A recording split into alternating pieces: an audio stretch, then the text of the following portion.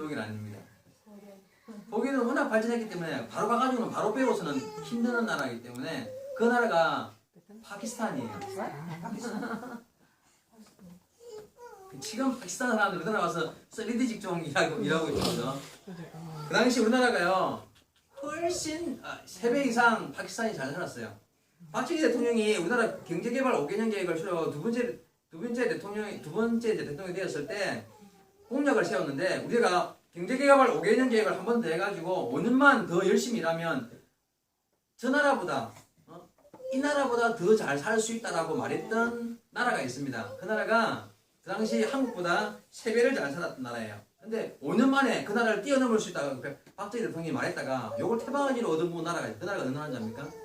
필리핀이에요. 네. 그 당시 필리핀이 우리나라보다 훨씬 잘 살았고 6.25 때 필리핀이 한국에 파병을 했거든요. 필리핀 군인이 한국에 와서 도와줬단 말이에요. 그 이후에 필리핀 건설자들이 와가지고 필리핀에서 우리나라 공항을 닦아주고요. 그리고 우리나라에 체육관을 세워줬어요. 그 체육관이 장충체육관, 지금도 있는 장충체육관이 필리핀 사람들이 그 앞선 기술력을 가지고 와가지고 한국에서 기술자가 와서 보니까 한국에 있는 목재, 시멘트, 벽돌이 다 썩었거든. 할 수 없이 자기 나라 필리핀에 있는 벽돌, 시멘트 다 가져와가지고 세운 체육관이 장충체육관이에요. 그만큼 우리나라보다 훨씬 잘 살았고 앞선 나라가 필리핀하고 파키스탄이었습니다. 지금은요 필리핀하고 파키스탄 합쳐가지고 나라 경쟁력보다 우리나라가 50배는 더 잘, 두 나라 합친 것보다 50배는 더 잘 살아요. 지금은. 여러분 왜 이렇게 됐을까요? 세계 많은 경제학자들이 한국의 한강의 기적이라고 말하잖아요. 그거를 연구하면서 이 사실을 아는 학자들은요 절대 빼놓지 않는 말이 대한민국에 이승만이 있었다 이 말을 해요. 대한민국에 이승만이 있었다. 이승만 대통령이 된 이후에 정말 훌륭한 업적을 많이 남깁니다. 솔직히 많아요. 정말 많아요. 근데 뭐 대통령이 이전에는 대통령 되기 전에 국민 아까 우리 감옥 이야기했듯이 정말 나라를 사랑하고 이 나라를 더욱 발전된 나라를 만들기 위해서 그가 예수를 믿고 난 이후에 가는 곳마다 독립운동을 하면서 교회를 세우고 부흥회를 인도하고 막 굉장히 이렇게 기독교인으로서의 활동이 굉장히 컸습니다. 근데 대통령이 되고 나서는 그걸 드러내놓고 기독교를 어떻게 할 수가 없는 거예요. 왜냐하면 뭐 그 당시에는 불교인이 훨씬 많았으니까 유교 불교인이 많았으니까 그러니까 무조건 뭐 어디 방송에 나와가지고 예수 믿으라 그러면 안 되니까 어쨌든 그래도 뭐 불교를 믿어도 대한민국 국민이기 때문에 그를 품어야 되기 때문에 대통령이 이제 편향적으로 할 수 없잖아요, 그죠? 그래서 아까 말씀드린 대로 100만 명 전도 목표를 가지고 대통령이 되고 나서 제일 큰 업적은 우리가 기독교인의 입장에서 제일 큰 업적이요 바로 기독교 전파였어요. 대통령이 난 이후에도 그가 아까 말했던 대로 군목제도 병원에 가면 뭐 병원에 원목 그죠? 뭐 일하다가 경찰서에 가면 경목 또 잘못해가지고 형무소 가면 형목 학교에 가면 교목 어쨌든 가는 곳마다 목사님들을 배치해가지고 길목에 목사님들이 있어서 많은 사람들이 자연스럽게 예수를 믿게 만들고요. 그 당시 그리고 국가 재정으로 YMCA 같은 기독교 단체를 전폭적으로 지원을 했어요. 대놓고 주면 좀 뭐 하니까 거기 이제 YMCA 같은 뭐 수영도 가르치고 영어나 노래 같은 것도 막 가르친단 말이죠. 영어 교육 같은 거 성경으로 가르치고 노래 같은 거 찬송가 같은 거 노래 가르치고 이러면서 전폭적으로 기독기관들을 지지를 해주고 도와주게 되죠. 결국 감옥에서 처음 100만 명 기독교인에 대한 기도를 시작했는데 1962년만 그러니까 1962년이 아니라 그 기도를 시작한 62년 만에 1960년에 우리나라 기독교인이 100만이 넘습니다. 세계 역사에 없는 일이죠, 그죠?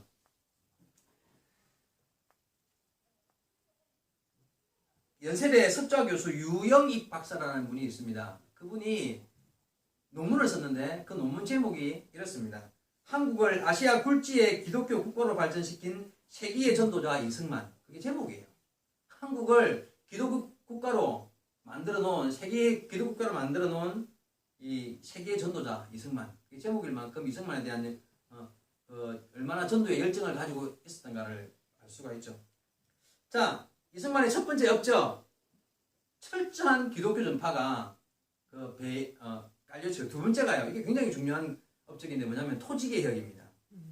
토지개혁. 여러분 조선시대에는 종들이 있었잖아요. 노비제도가 있었는데 양반과 쌍놈이 있었어요. 1894년 갑오경장이 터졌습니다. 그게 뭐냐면 고종 때에 고종이 선포를 합니다. 이제는 양반과 쌍놈은 없다. 조선에 양반과 쌍놈이 없는 것을 법적으로 선포를 해버려요. 근데 법은 그렇게 정해놨지만 실제로는 그게 안 없어져요. 이유가 뭘까요? 이유는 딱 한 가지, 땅입니다. 땅. 양반이 땅을 다 가지고 있어요. 양반이 땅을 다 가지고 있고 나머지 백성들은 그 당시 우리나라 전체 땅, 논밭을 가지고 있는 지주가 우리나라 전체 인구의 2, 3%밖에 안 돼요. 3, 4%. 5천년 역사에 많았을 때가 5% 정도고요. 나머지는 2%, 3%만 땅 주인들이 땅을 다 가지고 있고 나머지는 전부 다 노예들, 농노. 그냥 그 땅 빌려서 일해가지고 반은 주인 주고 반 가지고 먹고 다. 그러니까 부자가 이렇게 아무리 일을 해도 부자가 될 수 없는 그런 체계적으로 그렇게 있는 거예요. 부자는 아무것도 일 안 해도 받아들여가 그냥 부자로 살고 양반은 양반으로 살고 가난한 자가 부자가 될 수 있는 길이 없는 그런 체계가 되어 있었던 거죠. 자, 이런 땅 문제를요, 이게 토지개혁, 이 토지개혁을 하지 않으면 나라는 부강해질 수 없다. 그걸 이승만이 알았어요. 자, 그래서 이 토지개혁을 실시를 합니다. 제도를 바꾸려고 하면 그 당시 이제 기독교가 됐어. 이제 대통령제가 됐으니까 이제 국회의원들의 법을 만들어야 될 거 아니에요. 토지개혁 법. 법을 만들어 가지고 이제는 합법적으로 땅을 이 지주들한테서 땅을 사가지고 농민들한테 나눠주든지 무슨 법을 정해서 방법을 찾아야 될 거 아니에요. 그래가지고 토지개혁 추진을 해가지고 이제 국회에서 모였는데 국회의원들은 양반들이겠습니까? 쌍놈들이겠습니까?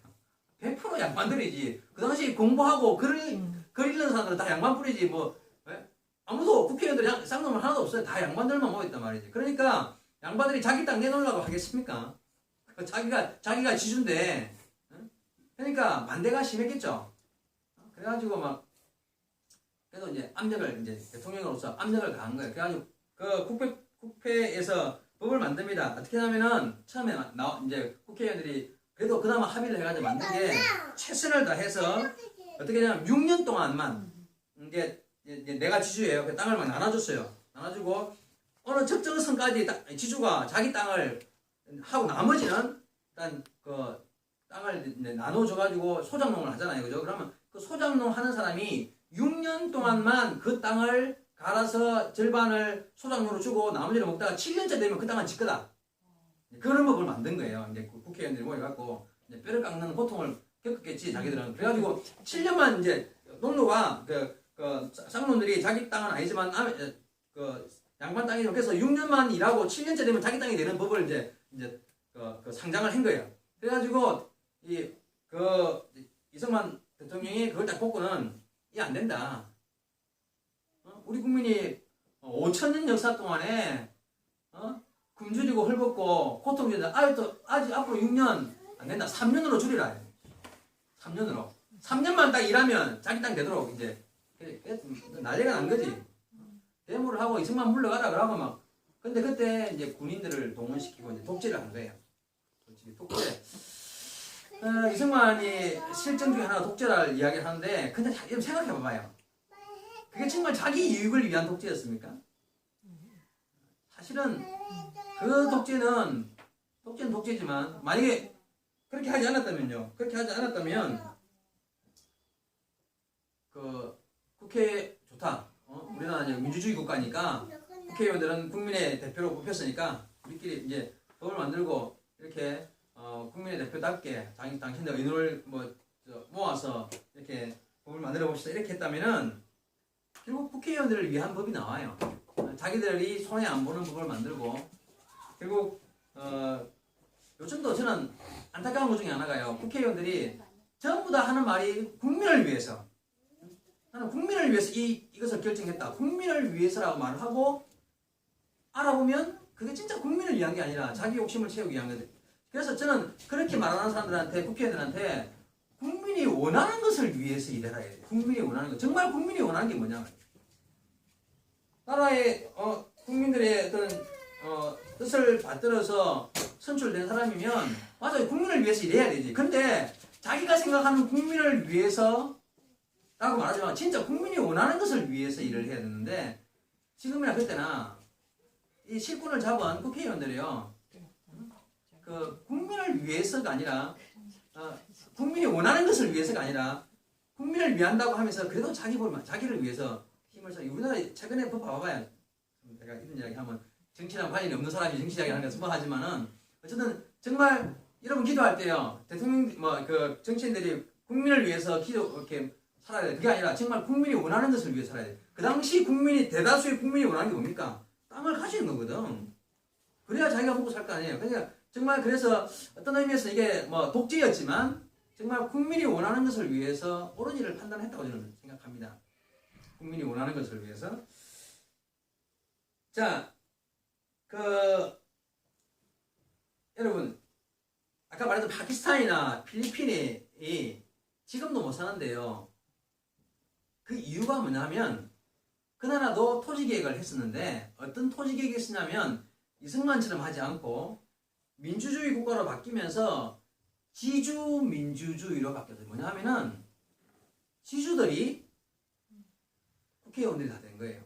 그리고는 그 땅을 하나도 국민한테 안 나눠주고 자기들끼리 소유하면서 민주주의를 한 거예요. 그래서 파키스탄과 필리핀이 아직도 못 사. 여러분 필리핀은요 국토의 90%가 5집안이 갖고 있어요. 필리핀 지금도 필리핀 땅 전체의 90%를 5가문이 다 갖고 있어요. 그 5가문만 잘 살고 나머지는 다 소장농들이에요. 파키스탄도 마찬가지. 파키스탄은 더 심해요. 모든 국회의원들이 다 이제 이제 지주들인데 그들이 지주들은 세금을 안 내요. 소장농을 하는 사람들은 소장료 바치고 그들 세금 내고 그게 지주민주주의예요. 지주들이 그거는 지주민주주의 아니 왕정이랑 비슷한 거예요. 그 뭐야 노예제도나. 여러분 만약에 그 당시에 이승만이 그런 계획을 시작하지 않았다면 그리고 국회에다 져가지고 우리도 지주민주주의 했다면 지금 상황이 어떨까요? 필리핀보다 잘 살기 어려웠을 것 같아요. 악을 썼으라도 그렇게 해서 나라 땅을 3년 만에 다 해가지고 막 다 나누어 주고 난 이후에 여러분 그래도 굶어 죽는 사람이 현격하게 줄어들었어요. 제가 아까 어제 말씀드린 조선왕조 500년 정확하게 518년인데 조선왕조 500년의 역사를 일기처럼 써놓은 책이 조선왕조 실록이라고 그랬잖아요. 그죠? 그게 얼마나 귀한 자료냐면 세계 역사에 그런 책이 없어요. 정말 일기 쓰듯이 왕조실록을 나라에 일어난 사건들을요 일기처럼 써가지고 그게 세계 유네스코 기록유산에 등재되어 있잖아요. 우리나라 조선왕조 실록이요. 그만큼 좋은 책이에요. 보존 가치가 너무너무 뛰어난 책인데 그 책에 500번 이상 500년 역사에 500번 이상 매년 기록된 한국의 역사가 있습니다. 그게 뭘 것 같습니까? 500번 이상 그냥 해마다 그 기록이 기록된 사건이 뭐냐면 우리나라 어디에 굶어 죽었다.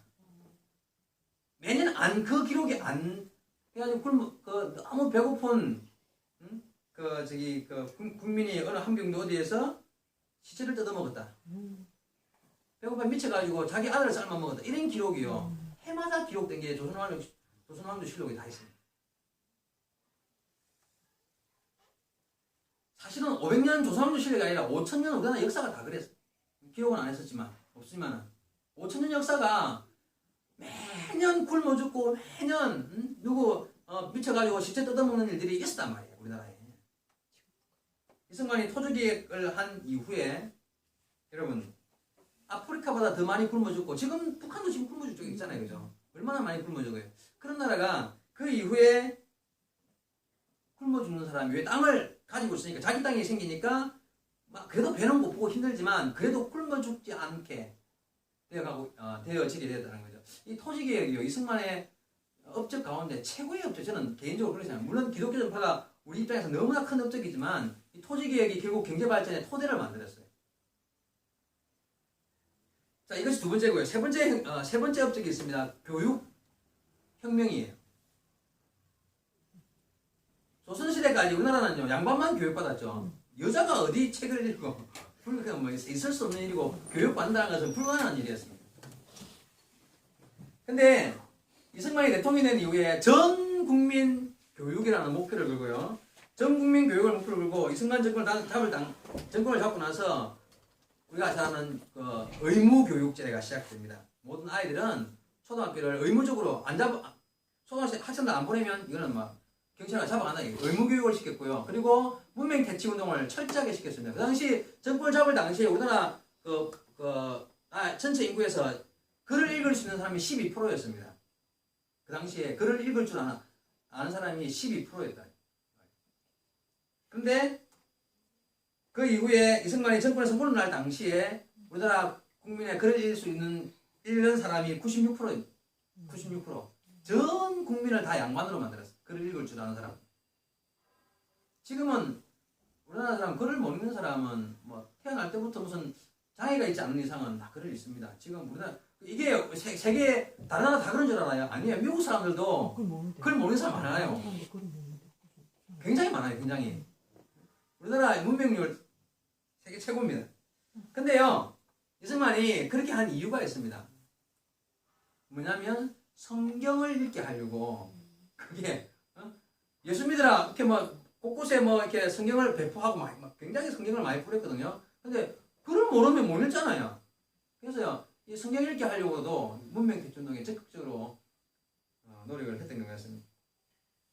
그리고 또 한 가지는요 이승만이 정권을 잡고 나서 2만 명의 유학생을 미국으로 보내요.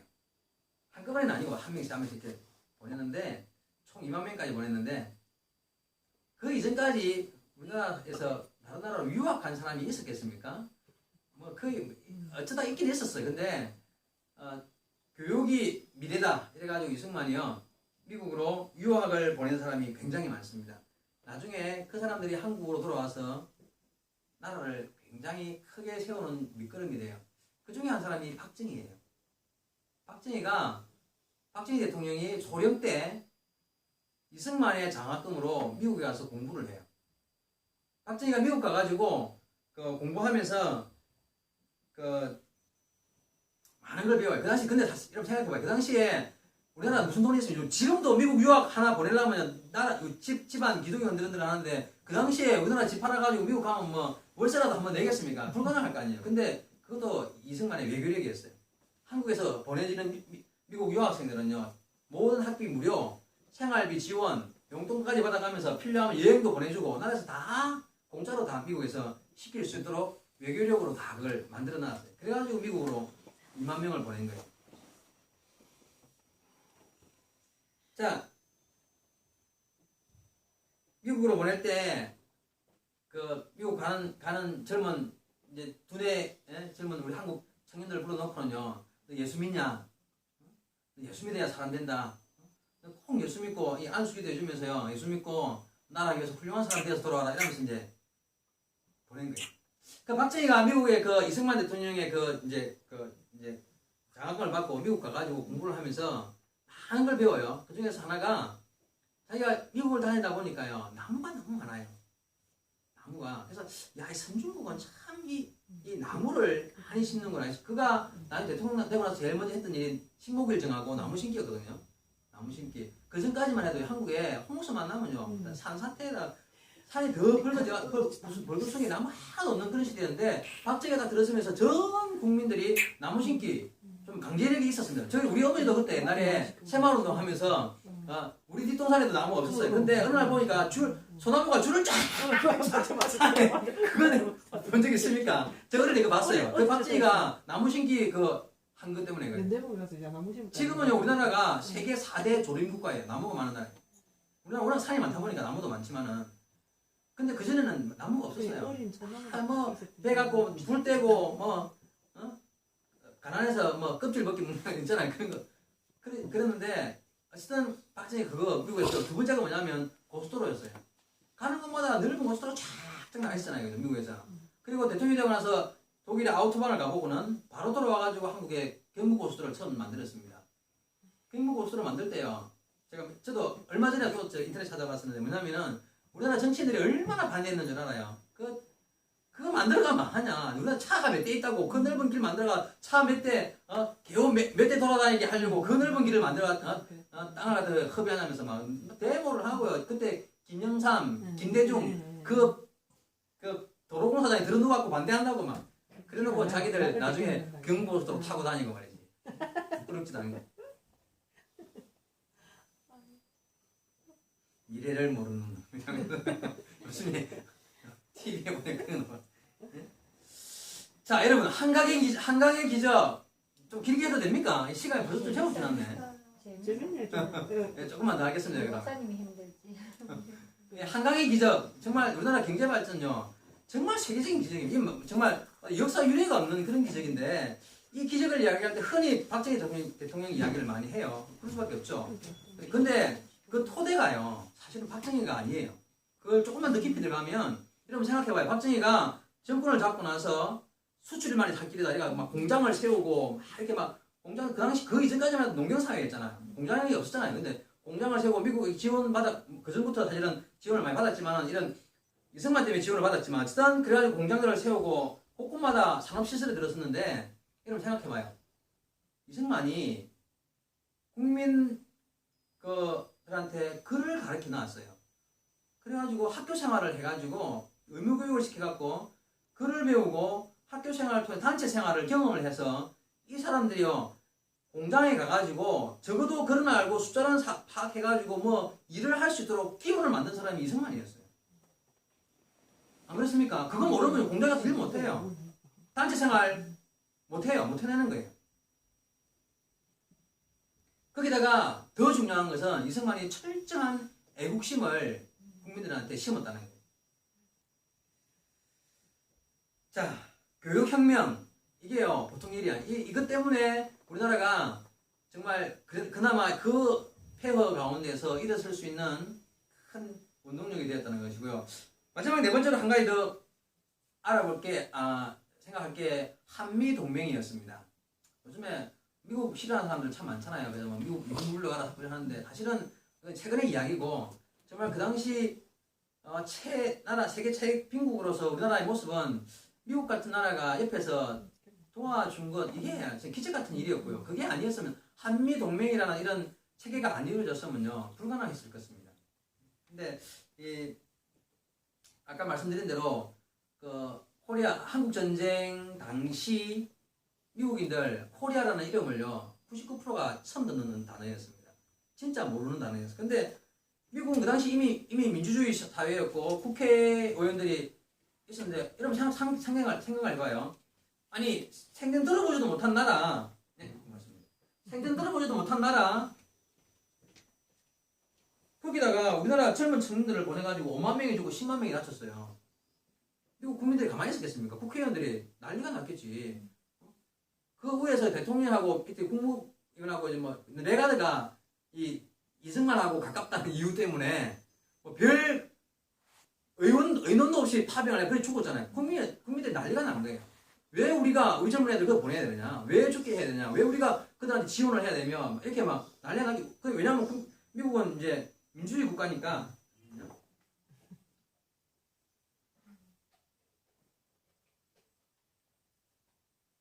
그렇게 되니까 그 당시에 대통령이 있던 트루만 대통령이 인기가 많이 뚝 떨어진 거예요.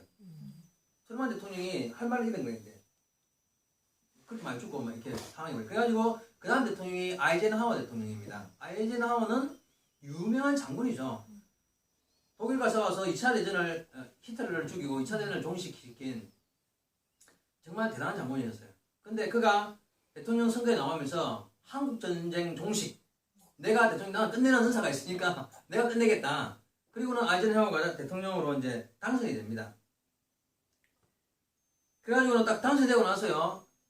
아직 전쟁은 안 끝났고 그래서 휴전 협정을 맺겠다. 아이젠하워가 휴전 협정을 선포를 하고 휴전이 딱 협정이 맺어지면 무조건 미군 철수한다. 그렇게 말하는 거예요. 한국은 너 알아서 하라 이거지. 여러분 이게 심각한 문제입니다. 잘 들어보세요. 만약에 미군이 출소하면 어떻게 될 것 같습니까? 이거는 당연히 우에서 밀고 들어오면 끝입니다. 이게 안 그래도 다 부서지고 없는 상황에서 미군 나가버리면 이거는 뭐 순식간에 공산화되는 거는 이게 불을 보듯 뻔한 일이거든요. 근데 그거는 둘째치고 휴전 협정을 맺으려고 이제 물밑 작업을 하는데 왜 양쪽에 포로가 있잖아요. 이제 북한군도 우리나라 군인을 포로로 잡고 우리가 훨씬 더 많은 북한 군인들을 우리는 많이 안 죽이고요. 미군들이 할 수 있으면 포로를 많이 잡았기 때문에 많은 포로들이 있었어요. 북한군도 한국 포로가 있었지만은 근데 이 포로가 이런 방공포로란 말 들어봤어요? 방공포로? 방공포로라는 게 있습니다. 뭐냐면요. 잘 들어보세요. 이 김일성이요. 북한에 남아있는 모든 어른들은 다 군인으로 잡아가지고 남한으로 이제 전쟁을 보냈잖아요. 근데 심지어는 15살, 12살, 13살까지 아이까지 총을 들려서 전쟁터로 내보내요. 김일성이. 그 태극기 휘날리며 영화 보면 그거 나오죠. 그죠? 실제로 10몇 살 되는 애들을 총 들려갖고 총보다 작은 애를 갖다가 내보내요. 자, 이런 애들이 포로로 잡혔어요.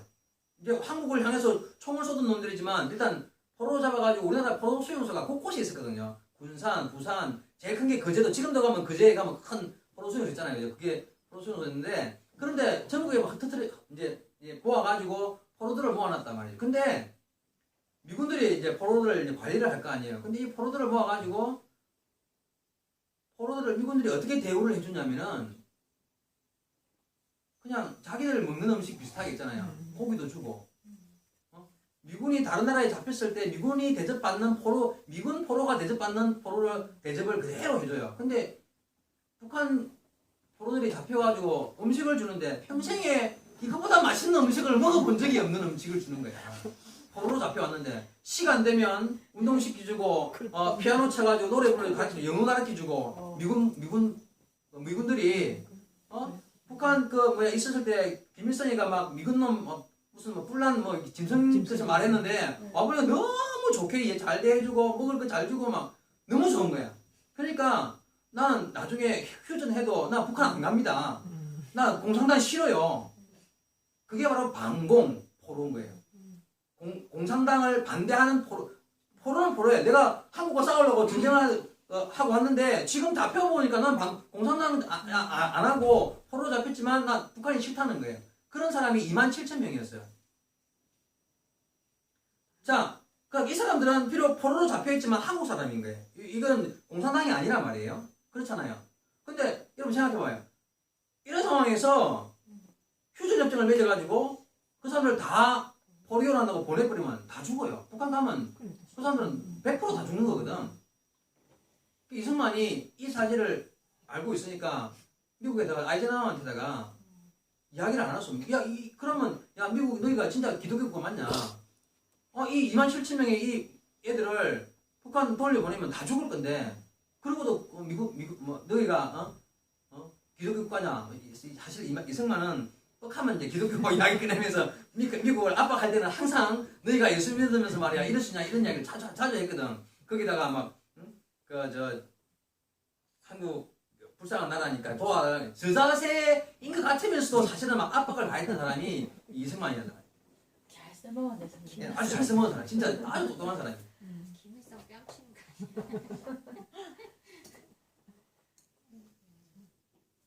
그 주로 했던 말이요. 미국 너 역사를 봐라. 미국 역사를 너무 잘 알아 이 사람이. 그래가지고 청교도 때 그 북한 메이플라워 타고 넘어가가지고 질병으로 죽고 엄청 죽었거든요. 미국 사람들 미국 처음에 가가지고 질병으로 죽고 인디안들 습격받아 죽고 그렇게 오기고 그러면서 미국이 신앙으로 세워져 가지고 그러면서도 교회를 세우게 하면서 정말 하나님 은혜로 기적까지 살아지 않았느냐. 그런 가난을 다 이기잖아. 그렇다면 지금 이에 와가지고 5,000년 불쌍하고 힘들게 살고 이렇게 고통당하다가 드디어 민주국가 세워서 한번 잘해보려다만 공산당이 쳐들어와가지고 나라를 이제 깔아뭉개는데 이 불쌍한 나라 너가 안 도와주면 어쩔 거냐? 너가 그러고도 미국이냐? 너가 그러면서 외교 문서에다가 선한 사마리아 비유를 넣어가지고 외교 문서에도 그래가 진짜 그래 보냈어요. 그러면 압박을 하는. 그런데 그 말을 들은 아이젠하워가 콧방귀를 거예요. 그냥 아예 들어주지 않는 거예요. 자기가 이제 대통령 선거 공약으로 전쟁 종식을 선언했기 때문에 이거는 무조건 종식시켜야 되는 거예요. 그러니까 그런데 나중에 협박 비슷하게 너 그러면 안 된다. 내가 가만 안 놔둔다. 이제 뭘 짤든지 모르겠지만 그래요. 자, 이렇게 무시를 당하는 중에 온 세상에 깜짝 놀랄 만한 일을 이승만이 저질러요. 뭔지 압니까? 혹시 아시는 분? 그때 어떤 일이 벌어졌는지. 미군을 한국 군인이 습격을 해요. 한국에 있는 미군을. 잘 모릅니까? 이 사건? 그 도끼 맞은 사건 이건 아니야. 아니. 이게 어떤 사건이냐면 대한민국 헌병대를 이제 이승만이 이제 모집을 모아놓고 미군을 습격 기습 공격을 명령을 합니다. 왜 그러냐면은 기습 공격을 하는데 죽이지는 말고 제 앞에서 27,000명의 전쟁 포로들을 다 구출해내는 작전이었어요. 이제 각 지역마다 다 있으니까 이제 부대를 다 이제 배정을 해주면서 너는 이 부대 해가지고 가서 무슨 방법을 써서라도 미군을 제압하고 그들을 다 구출해내라. 이 미군이 잡고 있으면 이거는 빼도 박도 못하니까 넘기면 끝이잖아요. 다 죽는 거거든. 그러니까 군인들을 갖다가 이제 준비를 시켜가지고 헌병대를 만들어가지고 그렇게 구출 작전을 이제 지시를 합니다. 근데 미군이 그 당시 최첨단 무기 M16하고 60 지금도 사용하는 M60 다다다다 이거거든 전부 다 M16도 그렇고 그 당시 우리나라 군인들은 M1 수총 땅 그거에다 말이야. 근데 미군들이 한국에 와서 전쟁을 할 때요 우리나라 군인들한테 총을 안 줬어요. 자기 나라 첨단 무기들을 우리나라 군인들한테 안 줬단 말이에요. 자기들은 자기만 쓰고 우리나라는 M1 수총 그거 가지고 싸움을 하게 했거든. 전쟁 영화 보면 왜 나무로 된 거 보죠. 실제로 그거 가지고 싸웠어요. 미군들은 M16 두두두두 이거 들고 쏘고. 근데 그런 총 가지고 무슨 미군을 가가지고 그들을 제압시켜갖고 람보도 아니고 그걸 다 구출을 해내. 말이 안 되는 소리잖아요. 근데 참 훌륭한 대통령 밑에 훌륭한 국군이 우리나라 국군이었습니다. 그들이요. 야 우리 그 말을 요즘 같으면 그 말 들으면요. 군인들 인권 탄압 이래가지고 우리가 뭐 가서 총알 가지냐 가 죽으라 막 이래서 아마 안 갔을지도 모르는데 그 말을 들은 군인들이 어떤 생각을 하냐면요. 야 우리나라 사람이 정말 대단하다. 정말 우리 국민을 사랑해가지고 그렇게 북한과 싸우고 일본과 싸우고 옛날에 중국과 싸우고 그랬지만 지금은 우리를 도와준 미국과도 싸워서 국민들을 사랑할 만큼 그러면서 이 군인들이요 감동을 해요. 그리고는 작전회의를 하는 거예요. 작전회의를 해가지고 이제 그냥 힘으로는 안 되니까 이제 어떻게 했냐면은 한국 군인들이요 이제 아침에 일어나가지고 미군들을 이렇게 보초도 쓰고 할 거 아니에요. 그럼 가가지고 동시다발적으로 같은 시간을 짜가지고 미군한테 가지고 굿모닝 하면서 인사를 한단 말이에요. 인사하고 이렇게 악수를 할 것처럼 일을 하다가 가서 인사를 손을 내밀 때 이걸 굽힐 때 이쪽 손에 있는 고춧가루를 확 얼굴에다 뿌리고 고춧가루를 실제로 있었던 일입니다. 고춧가루를 얼굴에 확 뿌려가 코하고 눈하고 막 근데 이 미국 사람들요 이 매운 거 질색을 하거든요. 요즘 미국 사람들 김치 먹는 사람 있지만 우리나라 사람 우리 꼬마 아이들도 그냥 안 맵다고 먹는 김치 있잖아. 그거 진짜 안 매운 거 갖다 줘도 막 불이 나요 입에. 진짜 매운 걸 하고는 막 삼국이 사람. 그 당시는 더 그랬을 거 아니에요. 그래서 이 사람들이 그걸 탁 맞고는요 거의 다 기절을 순간적으로 기절을 할 만큼 막 눈도 못 뜨고 막 그 매운 거 가스실 들어간 거랑 똑같아. 코로 들어가지 막 이러니까 막 거의 반쯤 정신 상태 정신을 잃은 그런 일이 벌어진 거예요. 그러니까 총 빼앗고 확 달아들어. 그러고 넘어지는 순간 막 옆에 있던 사람 뛰어들어가지고 총 빼앗고 이래가지고 실제로 그 당시 27,000명인데 정확하게 27,018명인가를 다 구해내요. 그 방공포로들을 다 뽑아내요. 27,614명이네. 27,614명 방공포로들을 다 구출해냅니다. 그 당시 우리나라 주재하고 있던 미국의 총사령관이 크라크 사령관인데 그 일 때문에 미국으로 불려가가지고 청문회 갑니다. 청문회 가가지고 이게 어쩐 일이냐. 최고의 무기를 가진 최고의 그 군인들이 한국에 습격을 받았다. 그것도요. 상상이 3년 반 동안 목숨 걸고 가서 나라를 지킨 그 나라 군인들이 와가지고 미군을 죽이지는 않았지만 고춧가루 던져가지고 이런 일 그래가지고 클라카 사령관이 가가지고 얼마나 고통을 당해. 그런데요, 그 사람이 마지막에 하는 말이 자기가 제일 존경하는 사람이 이승만이래요. 자기 민족을 위해서 그런 용기를 낼 수 있는 사람이 세상에 어디 있겠냐 말이지. 안 그래요? 3년 반 동안 수만 명의 사람들을 죽여가면서 나라를 도와준 그 나라를 향해서 고춧가루를 던질 수 있는 사람이 누구냐 말이지. 자기 민족 사랑하는. 그래서 클라크가 그런 말을 할 정도로 정말 대단했습니다. 자, 세계 언론이 깜짝 놀랐겠죠. 야, 이 한국의 이승만이 누구냐?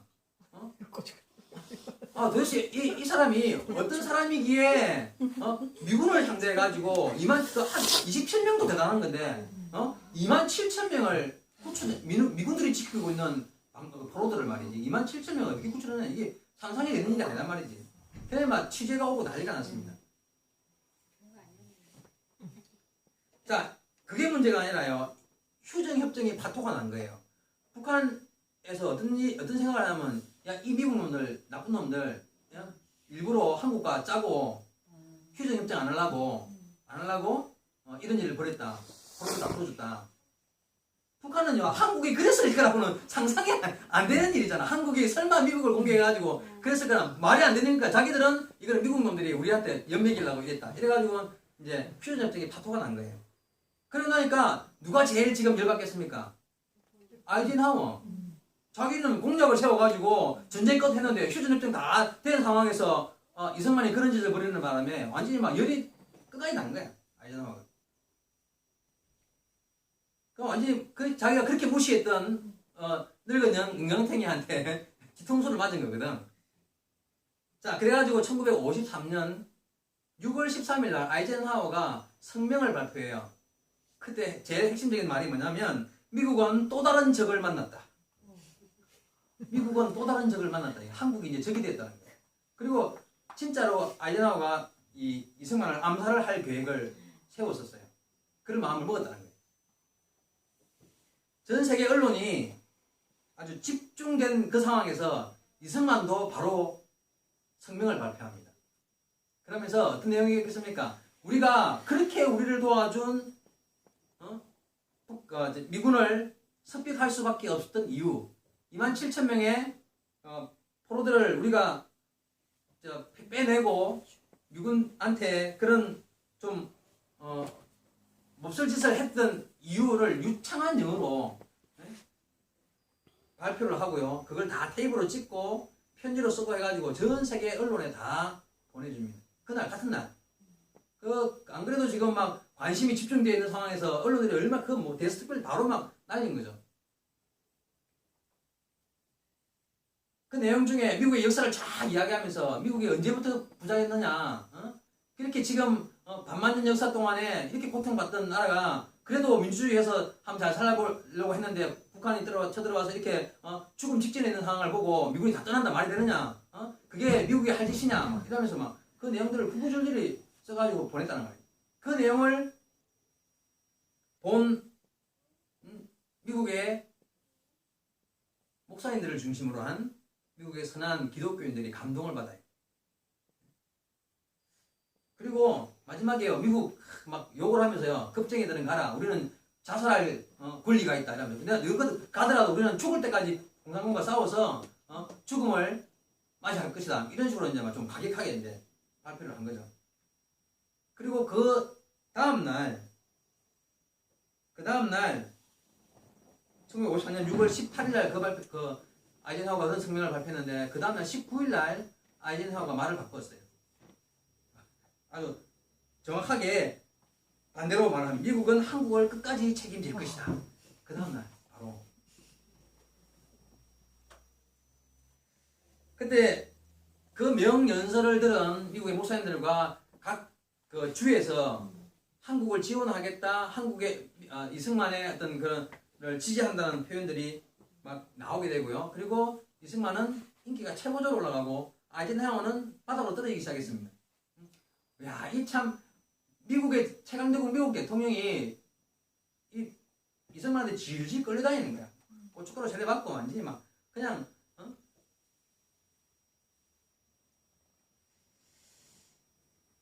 자, 문제는 그렇게 이제 지지를 아이젠하워 대통령이 이제 미국은 한국을 이제 끝까지 책임지겠다고 말은 했지만 그래도 전쟁은 끝내야 될 이제 자기 공약이기 때문에 해야 된단 말이죠. 그래서 이 아이젠하워가 아주 똑똑한 전략가를 한국으로 보내서 이승만을 구워 삼으려고 이제 준비를 합니다. 그 사람이 로버트 선이라는 사람인데 이 사람을요 딱 준비를 시켜놓고 미국의 유수한 대학 정치가 대학 교수들을 불러놓고 이 이승만이 보통 사람이 아니니까 미국의 3개 대학을 다 졸업하고 엄청난 논문을 쓰고 막 지략이 보통이 아니니까 로버트 선을 보내기 전에 이승만과 만났을 때 이승만이 할 수 있는 말, 물을 수 있는 질문, 예상 가능한 모든 것을 며칠 동안 막 이 문답식으로 연습을 다 해요. 그래가지고 이승만을 만났으면 너는 절대 어떤 식으로든 이 문제를 갖다 해결하고 와야 되니까 이제 특사로 이승만에게 만나가지고 이제 회담할 방법을 쫙 준비를 해가지고 모든 상황을 준비해가지고 이제 이 로버트 선을 갖다 한국으로 파송한 특사를 보내면 이승만을 만나서 담판을 지어야 되니까 어쨌든 휴전 입장해가지고 대통령 말이니까 실행을 해야 되니까 그래가지고 처음부터 가면 길을 꺾어야 이 늙은 영감탱이를 길을 꺾어야 내려가지고 딱 불상을 치고 말이지. 응? 이럴 수 있습니까? 우리가 얼마나 당신을 위해서 돕고 희생을 하고 이런데 고춧가루나 뿌리고 말이야 배반 때리고 막 이러면서 막 이렇게 가르쳤단 말이야. 그래가지고 무슨 말을 하든 다 받아칠 수 있도록 준비를 해가지고 그래서 딱 가면서 자신감을 가지고 내가 5일 만에 끝내고 오겠습니다 하고 출발했는데 20일 만에 돌아갑니다. 5일 만에 못 가고 20일 만에 돌아가는데 어떤 일이 벌어지냐면 한국에 온 로버트 선이 이승만을 만나가지고 유창한 막 준비한 대로 배운 대로 예상했던 거 가지고 막 책상을 치면서 30분 동안 막 열변을 당한 그 이승만이 받아칠 줄 알았더니 한마디로 가만히 다 듣고 있는 거예요. 이승만이 그 이야기를 막 쫙 하고 막 그러니까 이승만이 이야기를 다 끝날 쯤 되니까 이제 특사님의 말씀을 잘 들었습니다. 저도 한마디 해도 되겠습니까? 이렇게 입 있으면 해보시오 막 이랬겠지. 그 탁 밖에 경무대 밖에 이제 나무에 새가 한 마리, 까치가 한 마리 있었대요. 저기 새 보입니까? 예, 보입니다. 저 새가 우리나라 토종새인데 까치입니다. 따라해보세요, 까치. 그래놓고는요, 저 새를 잡아다가 이 새장에 집어넣어가지고 갖다 놓는 게 아름답겠습니까? 아니면 제대로 마음대로 따라다니도 저렇게 풀어놓는 게 아름답습니까? 물었죠. 아, 그거야 당연히 풀어놓는 게 아름답죠. 그러니까 하는 말이 그러면 27,000명의 우리 젊은 청년들을 감옥에 가두었다가 다 죽도록 북한에 보내는 것이 아름답습니까? 그들을 풀어서 자유롭게 살게 하는 것이 아름답습니까?